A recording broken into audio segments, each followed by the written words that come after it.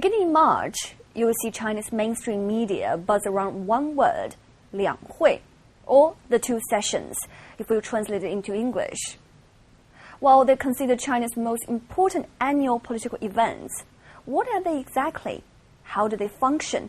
And what can they do for China? In this episode of Digest China, we'll first take onto the streets to collect some ordinary people's ideas, followed by an animation answering people's most frequent questions and confusion. We'll take you to meet two people heavily involved with the two sessions. 您知不知道这个两会指的是什么？国家领导人的开会吧。人民代表大会什么什么什么政协。政协和人大吧。人大政协吧。您知不知道这个两会是用来做什么的？就每年总结一下呗。我觉得这应该就是一种政治的协商会议，和一些关于一些政策改良的一些方案的一些问题。国家政策之类的吧，或者换届什么的那种。对国家一些民生的一个调试，还有一个策划，还有一些安排嘛。觉得这个两会跟您生活联系有多大？有关系吧，这都是老百姓的一些事儿呗。因为现在咱们那个什么政策不都是关系民生的那些问题比较多吗？那不都跟老百姓都有关系啊？吃穿住行、房子、政策都有关系吗？我觉得生活中有一些不必要的一些弊端，比如说一些民生方面、一些国家一些政策方面，都可以通过两会来进行一些提案或者解决。我觉得这非常好的。这些国家下的政策，就是他们一些调控。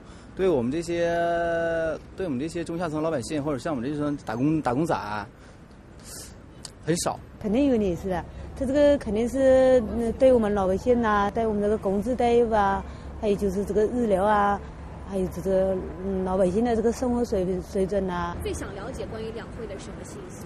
我希望关于了解就是像关于民生的问题，和现在一些食品安全问题。假如说我们要是懒的话，然后就是工资了，然后各个方面养老金了，然后我关心的是教育吧。现在物价涨得这么厉害，有方法吗？涨工资吧。大学生就业啊，一个是民生一类的啦，还有一个就是未来的国家的一些发展趋势啊，然后大的方向啊，举例像一些什么文化刺激经济这一块的。最希望一个是我们是这个普通的上班族嘛，希望工资收入增加吧。So, what are the two sessions exactly? How do they function? The two sessions refer to the annual sessions of the National People's Congress, or the NPC, and Chinese People's Political Consultative Conference, or the CPPCC. First, let's look at the NPC. According to China's constitution, the NPC is the highest organ of state power. It has a permanent body, which is the Standing Committee. The NPC exercises the top legislative power of the state. This means it can amend the constitution, supervise the enforcement of the constitution, and make various laws.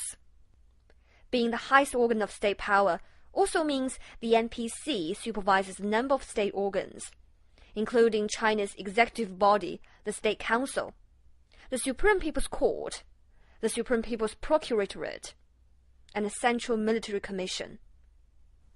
The NPC elects or removes the President and Vice President of China, the President of the Supreme People's Court, the Procurator General of the Supreme People's Procuratorate, and the Chairman of the Central Military Commission.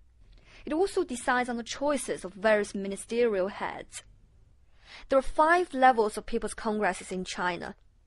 The National People's Congress is the highest level. It's composed of deputies elected from the second level, People's Congresses of provinces, autonomous regions, municipalities and special administrative regions, as well as the armed forces. Deputies at the second level are elected by the third level. The third level is made up of People's Congresses in cities with districts, as well as autonomous prefectures. Subsequently, the third-level deputies are elected by the fourth level, made up of People's Congresses in cities without districts, as well as municipal districts, counties, and autonomous counties. The fifth level includes the People's Congresses in townships, ethnic minority townships, and towns.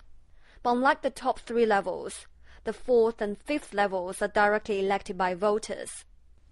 According to XinhuaNet's latest database, there are currently 2,978 NPC deputies. They're divided into groups by administrative regions and armed forces. NPC deputies are elected every 5 years and meet in Beijing for a 2-week session every spring. This year is the 5th and final session of the 11th NPC since the founding of the PRC. The NPC announced the 2012 session starts on March 5th. The deputies are expected to accomplish a number of items on the agenda, such as to examine the government work report presented by the Premier, to examine and approve the 2012 Plan for National Economic and Social Development, and the report on the implementation of the 2011 Plan, to examine and approve the 2012 State Budget, and the implementation of the 2011 State Budget, and to examine the drafted amendment to the Criminal Procedural Law of China. Now let's take a look at the Chinese People's Political Consultative Conference, or the CPPCC.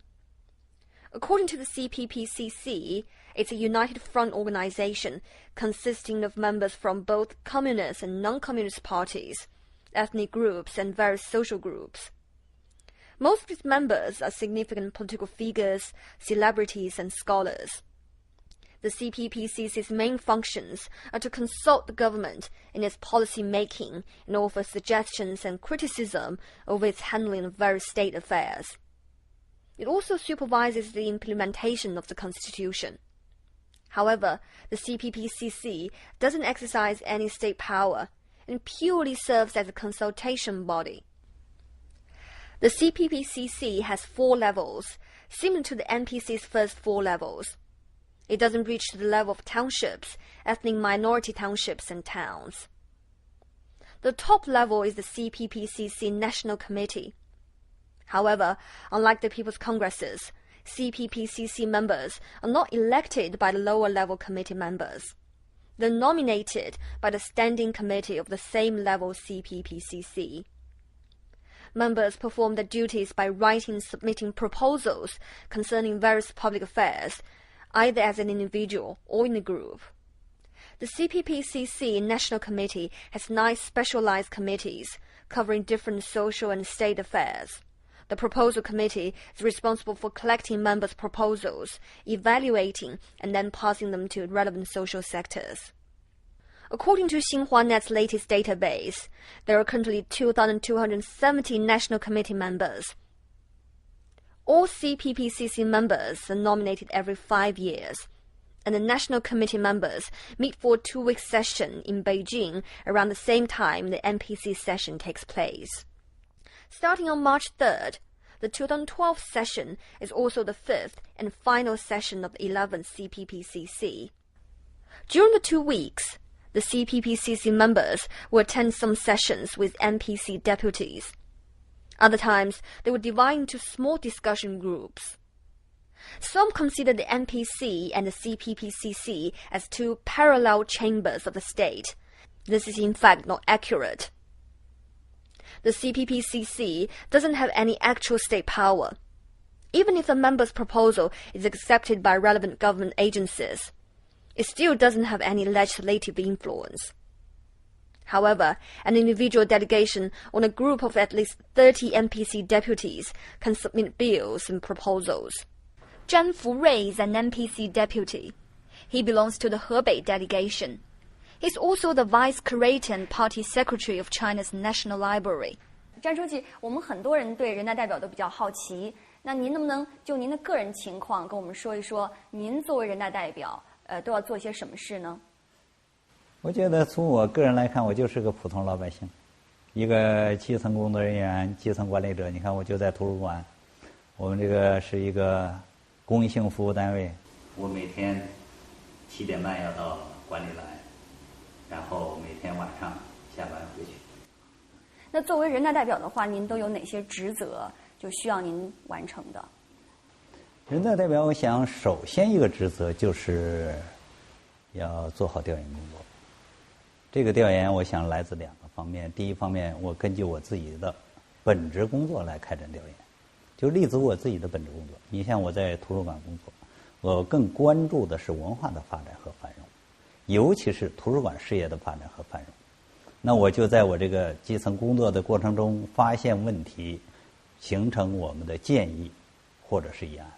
第二呢，就是根据人大常委会的安排，来到外面开展一些调查工作、研究工作，还有参加培训。那么我们每年呢要定期的参加培训。在这一次的人大会议中，您有没有什么议案提出来？我这次我主要还是想，去年我是提交的一个建议，就是要推进全民阅读问题。这个实际上关系到我们国民的基本素质的问题，所以我可能今年呢，还是想在这方面再提一些建议。那从这个提议案到递交这个整个过程是什么样的？这个呢，首先我们是调研，然后形成一个建议或者是议案。如果是议案嘛，它是要按照一定相关的程序，要报人大常委会。人大常委会嘛，觉得你这可以备案了，可以通过一种形式来提交。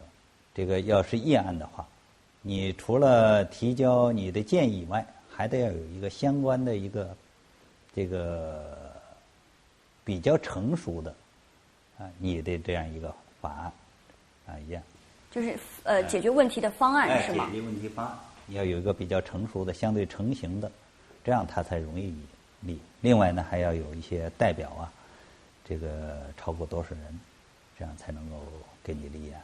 一般建议嘛稍微好一点，就不见得非得要有比较成熟的一个方案。你可以就某一个问题比较突出的问题来提出，当然也可以有一些联名来做就可以了。那议案就是提交到人大常委会以后，下一步是怎么样？下一步他就要提交给这个议案委员会来进行处理。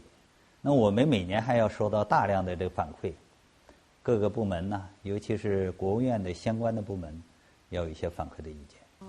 那一般这个周期要多长呢？周期其实我看一般的是在半年左右。那詹书记，我们昨天上街做了一些街访，我们发现很多普通人都认为两会非常重要，因为它关系到我们国计民生，关系到国家的发展、政策等等。但是同时也有人觉得，两会是高层领导人参加的会议。那么您觉得造成这样看法的这个原因是什么？这可能还是和我们老百姓对这个全国人大这个制度还是了解的不是太深。现在也没有办法说我出去以后就说跟你说我是人大代表，跟他说我是人大代表，所以说大家都不太了解。我们现在只能是靠我们自己的自觉来有意识的去做一些调研工作，做一些引导工作，做一些解释工作。因为我们现在每年调研的时间都很有限，像一年一般的一个人大代表可能就是调研一次，就是这个集中调研。那么这个就是要有一个队伍，是吧？到这个走一些地方，那他当然知道你是人大代表。但是平时的调研呢，就一般的就是在自己的这个和相关的系统开展一些工作。这些工作有时候别人是不了解的，有些是带有一种这个默默无闻的不动声色的这样一种调研。那在您看来，您觉得一个称职的人大代表应该是什么样的？称职的人大代表，我认为首先，当然他要是我们说政治上要比较成熟的。这个政治成熟意味着什么呢？就是说，他对我们国家这个相关的政策法规要通过学习有一定的掌握，这是你履行代表职责的一个很重要的一个条件。第二呢，我认为就是他在一个部门，在一个单位，他应该是一个先进分子，先进分子，应该是自己就是在业务上应该做的比较优秀的。再一个呢，就是确实是关心我们的社会发展，关心我们国家的进步，关心我们的老百姓，关心国计民生，有这样一种胸怀。Apart from thousands of NPC deputies and CPPCC members who are attending the two sessions, another present group is too large to be ignored. Some estimate the number of journalists from both Chinese and foreign media covering the two sessions to be the same as the number of deputies and members. Zhu Zhe from China Daily has been covering the two sessions since 2006. At a press conference in 2009, she had the opportunity to ask the Chinese premier a question. What plan have you and your colleagues made to cover this year's two sessions? You know that every year we have to make preparations about months ago before the two sessions started. First of all, we have to select our best reporters from all departments, not only from News Center, to form a two sessions reporting team. And also then we decided we give a brief division to the reporters.